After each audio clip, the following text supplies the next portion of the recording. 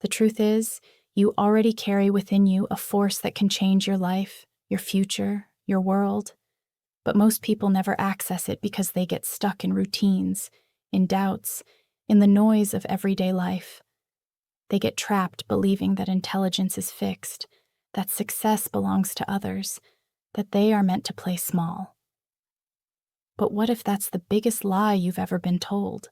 The moment you start chasing, the moment you start asking for reassurance, the moment you start explaining your pain, you unknowingly confirm their deepest fear, that closeness equals danger.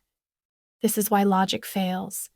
This is why emotional talks don't work. This is why promises don't bring them back. You're playing the wrong game. Human psychology has a brutal rule. People move toward what feels safe, and they move away from what feels overwhelming. Avoidants didn't learn safety through connection. They learned it through distance.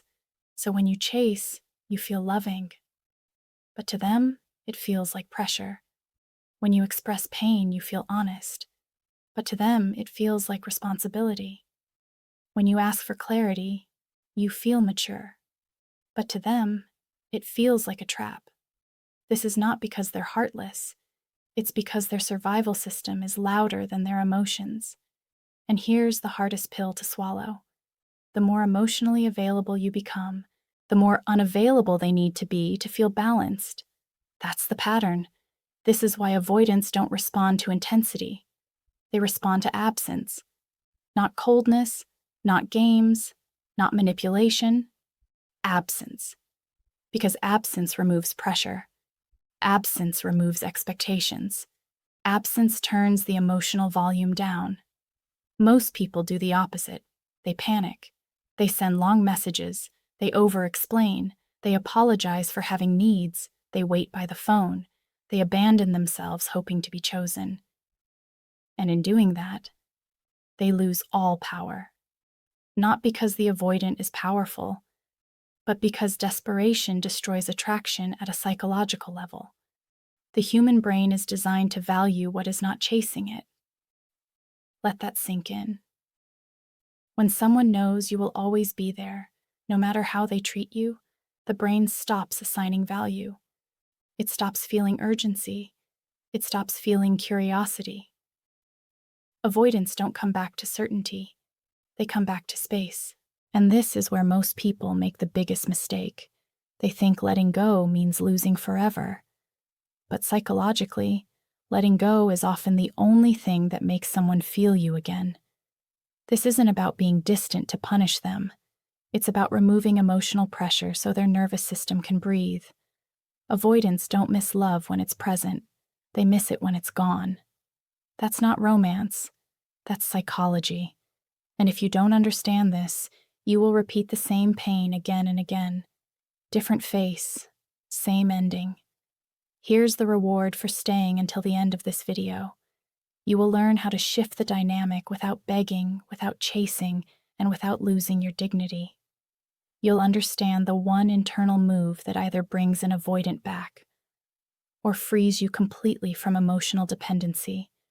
Because the real power is not in making someone stay. The real power is becoming the kind of person who doesn't collapse when someone leaves. Once you understand this truth, you stop fighting reality. You stop trying to convince. You stop shrinking yourself. And that's when everything changes. Not because you tried harder, but because you finally stopped doing what was pushing them away. The truth is, you already carry within you a force that can change your life, your future, your world. But most people never access it because they get stuck in routines, in doubts, in the noise of everyday life. They get trapped believing that intelligence is fixed, that success belongs to others, that they are meant to play small. But what if that's the biggest lie you've ever been told? It's that feeling feels dangerous. Psychologically, avoidants regulate emotions by pulling away.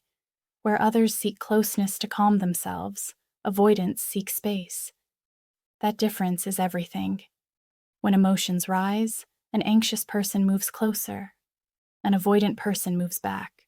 Both are trying to survive. They just learned opposite strategies. This is why emotional talks overwhelm avoidance. Not because the words are wrong, but because emotional intensity feels like a loss of freedom. Freedom is their oxygen. When someone expects consistency, reassurance, or vulnerability, the avoidant mind hears obligation. An obligation feels like a cage, so they deactivate. They focus on flaws. They minimize feelings. They convince themselves they don't care that much. They rewrite the story to justify distance. This is called deactivation. It's a defense mechanism. And here's the critical part most people miss. Avoidants don't deactivate because you are unworthy. They deactivate because their system is overloaded. The closer you get, the louder their internal alarm becomes. That alarm says, if you stay, you'll lose yourself. If you stay, you'll be needed. If you stay, you'll disappoint someone. So they leave before that happens.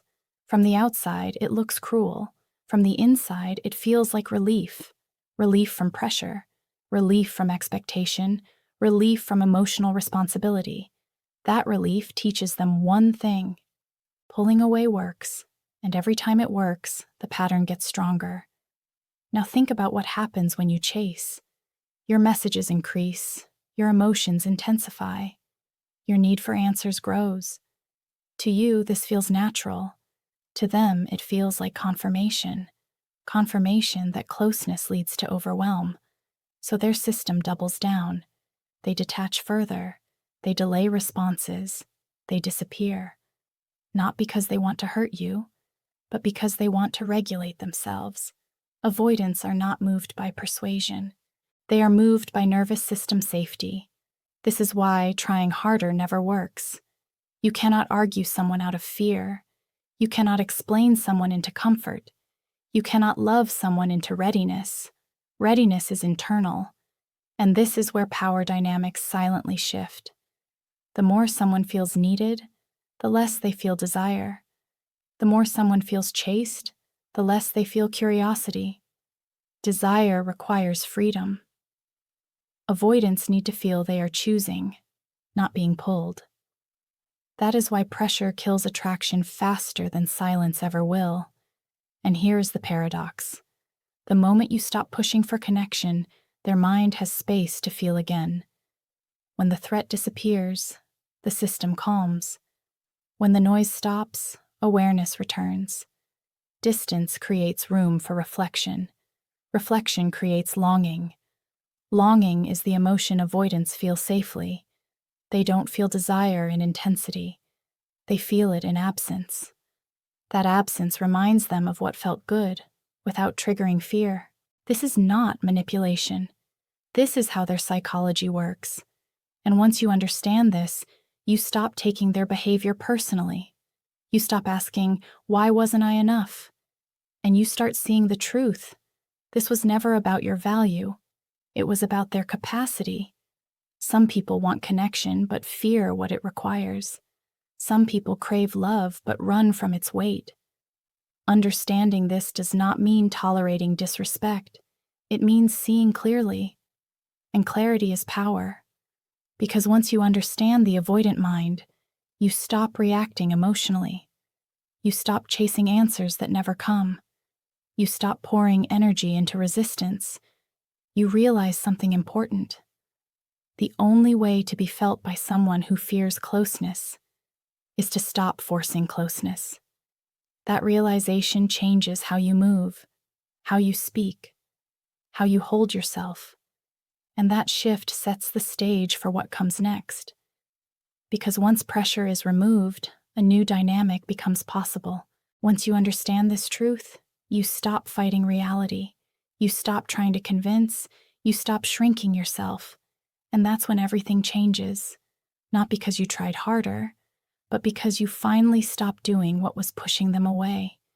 The truth is, you already carry within you a force that can change your life, your future, your world. But most people never access it because they get stuck in routines, in doubts, in the noise of everyday life. They get trapped believing that intelligence is fixed, that success belongs to others, that they are meant to play small. But what if that's the biggest lie you've ever been told? So what happens when you stop reacting the way you always did? Something unfamiliar appears. Stillness. At first, it feels wrong. Your mind wants movement. Your emotions demand action. Silence feels like loss. But psychologically, this stillness is not empty. It is powerful. When you remove pursuit, you remove tension. When you remove tension, you change the emotional environment. The avoidance system begins to reset. No messages pulling at them. No expectations leaning on them. No emotional weight pressing against their autonomy. For the first time, they are not defending themselves. And defense is exhausting. Without resistance, the mind slows down. Thoughts soften. The body no longer prepares for escape. This is where something rare happens. Awareness. Without constant stimulation, the brain starts filling the gap. And it fills it with memory. Moments replay. Energy is recalled. The emotional tone returns quietly. Not loud, not dramatic, but noticeable. This is how distance works internally. When you are present, an avoidant feels pressure to respond. When you are absent, they feel freedom to reflect. Reflection creates contrast. Contrast creates value. This is a basic psychological principle. The mind recognizes importance when something is no longer available, not because it was taken away, but because it is no longer guaranteed. And here is where most people misunderstand restraint. They think doing nothing means weakness. They think stepping back means surrender. But emotionally, stepping back repositions you. You are no longer seeking permission. You are no longer asking to be chosen. You are no longer explaining your worth. You return to yourself. And this shift is felt, even without words. Human beings are highly sensitive to energy changes, especially those who protect themselves emotionally. When you stop orbiting someone, their sense of control shifts. They are no longer the center. They are no longer regulating the pace. They are no longer holding the power. And this creates an internal imbalance. Avoidants rely on distance to feel stable. But too much distance creates uncertainty. Uncertainty triggers curiosity. Curiosity brings awareness back to you. This is why restraint is so misunderstood. It is not silence meant to provoke. It is calm, meant to stabilize. It signals emotional strength. Strength is attractive at a biological level.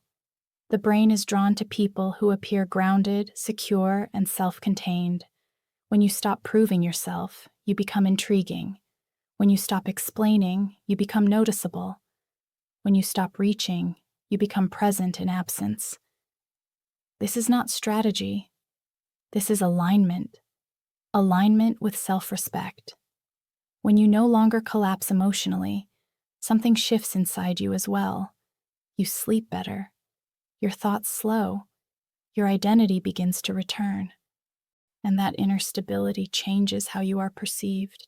Avoidants sense emotional pressure instantly, but they also sense emotional independence. Independence feels safe. Safe does not trigger escape. Safe invites approach, not immediately, not dramatically, but gradually. This is where time becomes your ally.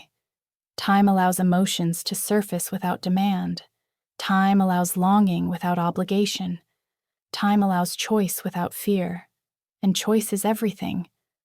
Avoidants need to feel that they are moving freely, not being pulled. When you give them space, you give them agency. Agency restores dignity. Dignity restores attraction. This is why chasing never creates return. It removes choice. This is why restraint sometimes does. It restores choice. And here is the deeper transformation most people don't expect. As you stop reacting, you start observing. You see patterns clearly. You notice how much energy you gave. You recognize how much you abandoned yourself. This awareness builds self-respect. Self-respect changes your standards. And once your standards rise, your tolerance drops. This is the real turning point. Because now, whether they return or not, you are no longer the same. You are not waiting in fear. You are not frozen in hope. You are grounded. Grounded people do not beg for connection. They allow it. And paradoxically, this is when avoidance feels safest approaching. Not because they are healed, but because the environment feels calm. Calm invites honesty. Honesty invites reconnection. Sometimes, but even if it doesn't, something more important happens. You stop centering your worth around someone else's capacity. You reclaim your power quietly. That power is felt, even in silence. And once power returns to you, the dynamic is never the same again. This is where the story shifts, because now the outcome is no longer controlling you. You are in control of yourself, and that changes everything that comes next. Once you understand this truth, you stop fighting reality. You stop trying to convince. You stop shrinking yourself. And that's when everything changes. Not because you tried harder, but because you finally stopped doing what was pushing them away. The truth is, you already carry within you a force that can change your life, your future, your world. But most people never access it because they get stuck in routines, in doubts, in the noise of everyday life. They get trapped believing that intelligence is fixed, that success belongs to others, that they are meant to play small. But what if that's the biggest lie you've ever been told? Once this inner shift settles, a quiet transformation begins to unfold. Not outwardly, not through announcements or explanations, but internally. Your focus starts to move away from outcome and toward identity.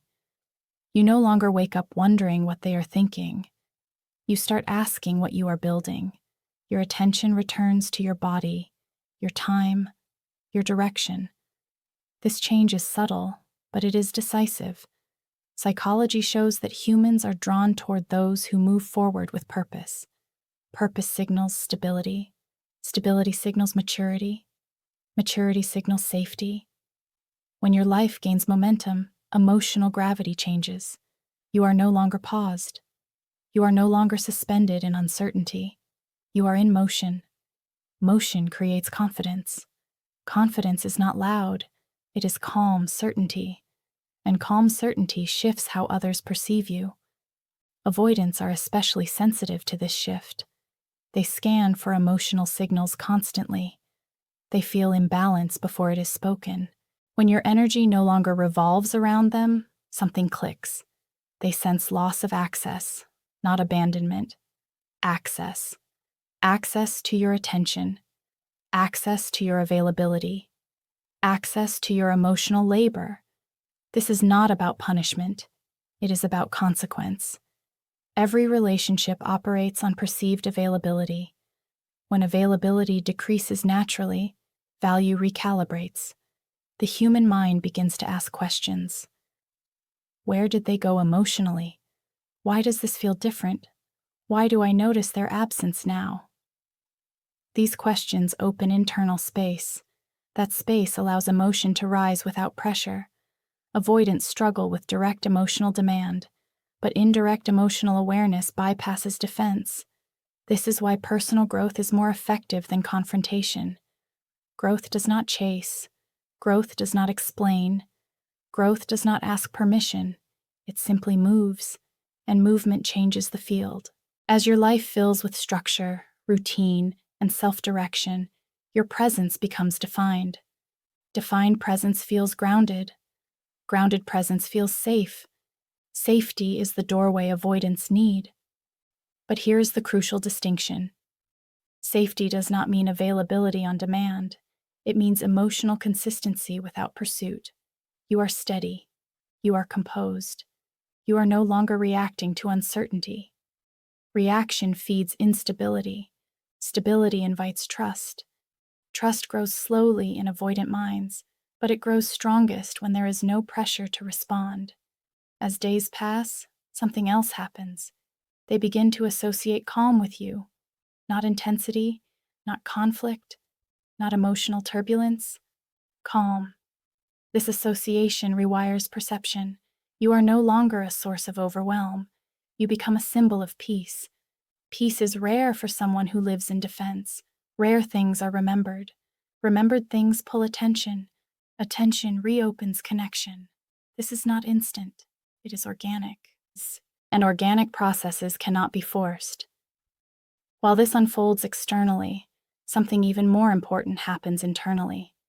Your sense of self detaches from their response. You no longer measure your worth by whether someone returns. You measure it by how aligned you feel with your own standards. Standards anchor identity. Identity creates direction. Direction restores dignity. Dignity is the foundation of emotional power. Once dignity is restored, you stop negotiating with uncertainty.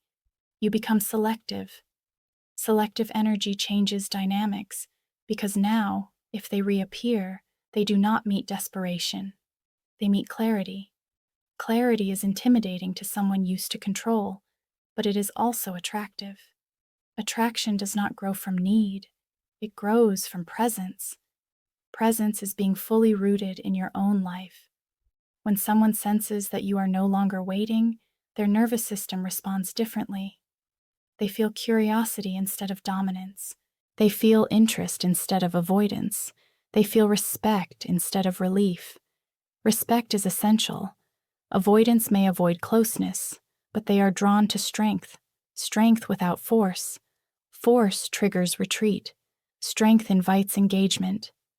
And here is the quiet truth. When someone returns after you have rebuilt yourself, the interaction is different. There is no chasing. There is no pleading. There is no emotional collapse. There is assessment. You observe behavior. You notice effort. You feel into alignment. You no longer rush. This reversal is powerful, because now the pace is not dictated by fear. It is guided by self-respect. Whether they step closer or remain distant, you stay centered. Centered people do not abandon themselves, and self-abandonment is the root of emotional suffering. This stage is not about winning someone back. It is about becoming someone who no longer needs to. That inner freedom is felt. It shifts conversations. It shifts silence. It shifts outcomes. And once you reach this place, there is no returning to the old pattern. You have crossed a psychological threshold, from reaction to intention, from attachment to alignment, from waiting to living, and this prepares you for the final truth that determines everything that follows. Once you understand this truth, you stop fighting reality. You stop trying to convince. You stop shrinking yourself. And that's when everything changes, not because you tried harder, but because you finally stopped doing what was pushing them away. The truth is, you already carry within you a force that can change your life, your future, your world. But most people never access it because they get stuck in routines, in doubts, in the noise of everyday life. They get trapped believing that intelligence is fixed, that success belongs to others, that they are meant to play small. But what if that's the biggest lie you've ever been told? When reconnection finally happens, it rarely arrives with fireworks. It arrives quietly. A message, a question, a moment of curiosity. This is where most people undo everything they rebuilt. They rush, they overextend, they reopen old wounds too fast. They hand back access without observing behavior. But this stage demands a different kind of strength, because return does not mean readiness. It only means awareness has been restored. Avoidant individuals reappear when emotional danger feels low, not when commitment feels safe. That distinction matters. This is where patience becomes protection. Instead of relief, you practice presence. Instead of excitement, you choose clarity. Instead of emotional flooding, you remain grounded. You do not interrogate the past. You do not demand explanations. You do not collapse into familiarity. You allow rhythm to form naturally. Psychologically, this keeps the nervous system regulated. Rapid intensity recreates old patterns. Steady pacing builds something new. The human brain trusts what unfolds slowly. When interaction feels unforced, defenses stay down. This is where behavior becomes more important than words. Words are easy. Patterns are honest. Consistency reveals capacity. If effort appears without pressure, something has shifted. If distance remains disguised as interest, nothing has changed. This is not about suspicion. It is about discernment. Discernment protects emotional health. Avoidance tests safety through space. They move forward, then pause. They engage, then retreat. This does not require reaction. It requires steadiness. Steadiness signals security. Security invites repetition. Repetition builds trust. Trust is the bridge avoidants struggle to cross. But bridges are crossed step by step, not by dragging, not by pushing, by allowing. And here is the crucial psychological shift. You are no longer focused on outcome. You are focused on alignment. Does this interaction feel balanced? Does effort move both ways? Does communication remain respectful without pressure? These questions guide behavior calmly. Calm evaluation keeps power where it belongs. Power rooted in self-regard is quiet.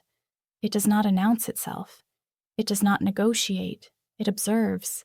This observation changes the dynamic, because now, connection is not something you chase. It is something that earns access. Access becomes conditional on respect. Respect is felt energetically. When someone senses that they cannot disappear without consequence, they adjust.